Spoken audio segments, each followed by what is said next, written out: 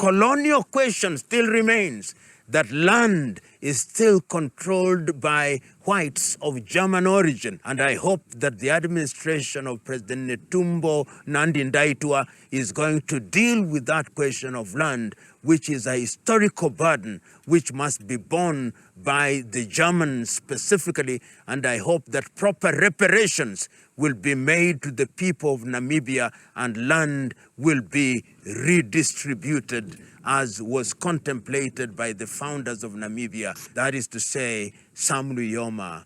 That is to say, Ifikepunye Fuhamba. That is to say, Andimba Haman Toivo, Ya Toivo. That is to say, Hage Gengob. That is to say, Nangolo Bomba. That is the Namibia that we know. That is the Namibia which was dominated by the Germans. That is the Namibia that was harassed and dominated by the apartheid regime, but is now free. That is the Namibia that we recognize and celebrate. PLO Lumumba here at the Kibenda Tea Estate in Limuru in Kiambu County in the Republic of Kenya. Today, we want to focus on a country which has a unique history, Namibia. Today we call the country Namibia, but it was not Namibia in the early days. The country was known as German West Africa and was occupied by the Germans from the year 1884 to the year 1915. And it is important to understand the history of that particular country. When the Germans came, they, in a manner of speaking, Germanized the country. And if you look at the names of the major cities, even up today, you'll find Windhoek, which is the capital, Swakopmund, which is the sea resort, which was founded by the Germans. And what the Germans did was amazing. I've visited Namibia on several occasions, and you see, even as we speak in Windhoek, that African populations are still settled in the manner that the Germans planned it, the Nama, the Herero. And one of the first major genocides to be committed was the genocide of the Herero peoples. Of course, in the recent past, the Germans have tried to atone for their sins, but it's a very tokenist atonement. And it is important to understand how the Germans lost this territory, and this was after the First World War, when the territory of Southwest Africa was then mandated to the administration of South Africa by the League of Nations. And when they did so, the administration was supposed to be on behalf of the League of Nations by the South African administration. And when they entered into that territory, you must remember that the administration of South Africa then transitioned into the apartheid regime in 1948, when the apartheid regime of Hendrik Verwoerd took over power. The South Africans then, of course, literally seized the country and were no longer responsive to the dictates of the League of Nations and the successor, the United Nations. And this ultimately culminated in Resolution 435. Resolution 435 of 1978 is significant because at that time the United Nations did make a decision that Namibia or Southwest Africa should at that time be freed and should have democratic elections. But that did not happen. And that is what brings us back a little bit in terms of history. The struggle against Germans and against domination had started a little earlier. As early as 1880, Hendrik Witbooi was fighting the Germans, and it is through the activities of Hendrik Witbooi that some of the freedom fighters in Namibia were actually energized, courtesy of looking at his exploits. Sam Nujoma, who was the founder of the Ovamboland People's Organization in 1958, which changed its name to Southwest African People's Organization in 1960, has actually did say that he was impressed by the activities of Hendrik Witbooi. When SWAPO took over in 1960 under the leadership of Sam Nujoma, there were others who were with him who started the fight.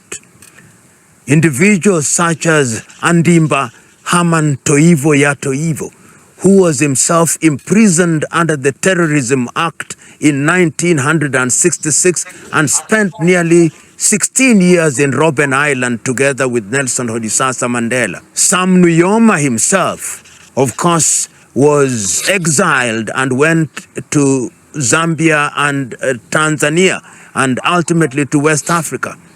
And ultimately, through struggle over a period of 30 years, we had Namibia regain our independence with the assistance of the Cubans, who were then in Angola at the invitation of Agostinho Neto and the MPLA movement, when the South African government was sponsoring the forces of UNITA led by Malheiro Savimbi. So that the struggle for independence of Namibia was led by SWAPO under the leadership of Sam Nujoma. And after that, in 1990, the wave was already taking place. In 1990, when Hendrik de Klerk became the president of South Africa, you see the beginning of the death of the apartheid regime and the beginning of the end of occupation of Namibia. And after independence, of course, in 1990, Sam Nujoma became the president. And after that, we know that Namibia has conducted herself in a manner that can be described as civilized and democratic.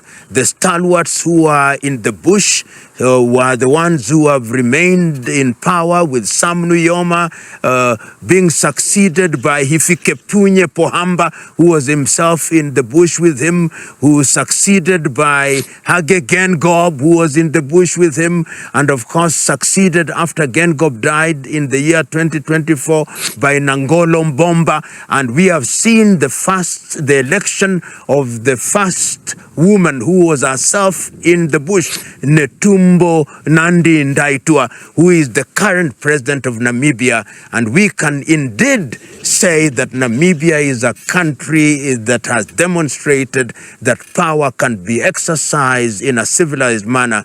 And when we speak at this time, we know that in the very first half of the year 2025, Sam Nujoma himself left to be with his God, and Namibia remains alive and well as a beacon of democracy described, but the... Yes, that is a short history from Professor PLO Lumumba about Namibia. And also Professor has sent a clear message trying to remind the current president of Namibia, Her Excellency Madam Netumbo Nandi Ndaitwah, to redistribute the land that are still in the hands of minority German who at that time colonized Namibia and took the land from Namibian people. So Professor has sent a clear message that the need for the redistribution of the land in Namibia.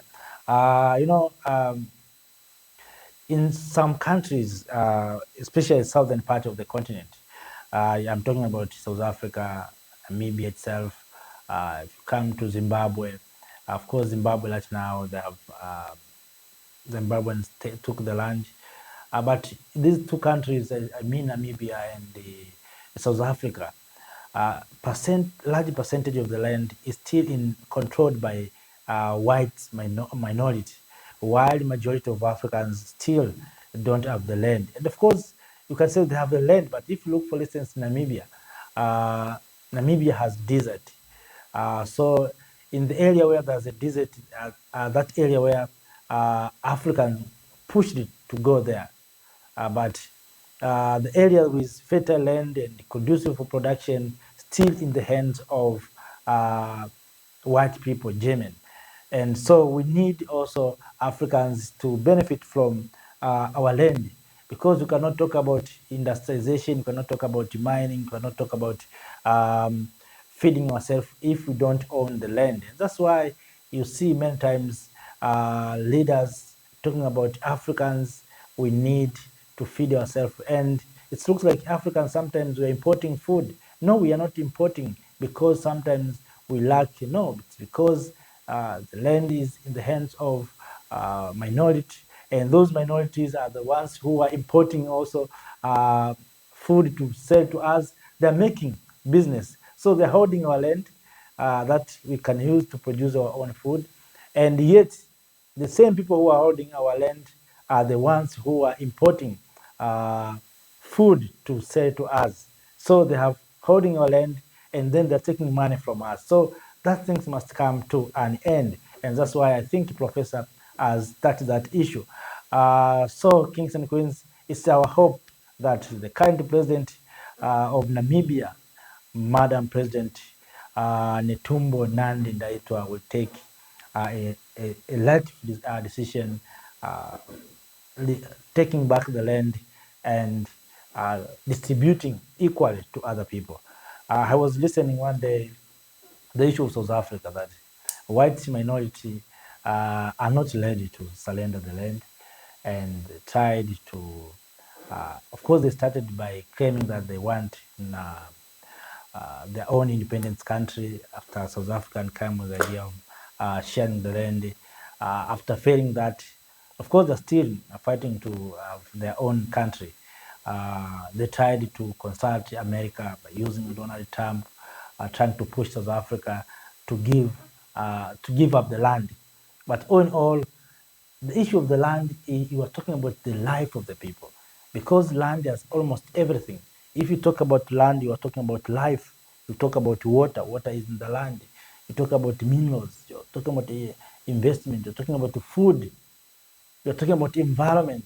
So that's why you see these minorities are not ready to give up the land. And they see Africans like we are not. We're not human beings. Maybe that's how they see us. So we don't have right to own the land. So they think that we are like maybe animals. Even animals, they have rights. But why they're still holding our land at this time, and they're not ready to give up and to give us our land?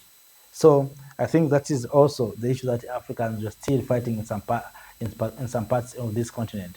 We are still struggling to have the land. We are still struggling to own means of production and resources. If you go almost all over the continent of Africa, of course, in many parts, not all, in many parts of this continent, you find that those areas that are so potential are already taken by other people. Some are calling themselves investors. Uh, they use those good names that are investors, but those all potential areas are already taken. So we need Africans to reclaim our heritage, to reclaim our things. And one of the things that we need to reclaim is our land. So, brothers and sisters, I'm just sharing what Professor has spoken, but all in all, I think the message is sent and delivered to Madam President, Her Excellency Netumbo Nandi Ndaitwah. So, brothers and sisters, after that, let me say have a nice time. See you next time. Thank you. I'm just relaxing today, so I will not speak for too long. But all in all, I'm very happy to hear the voice of Professor PLO Lumumba to President Netumbo Nandi Ndaitwah. Thank you.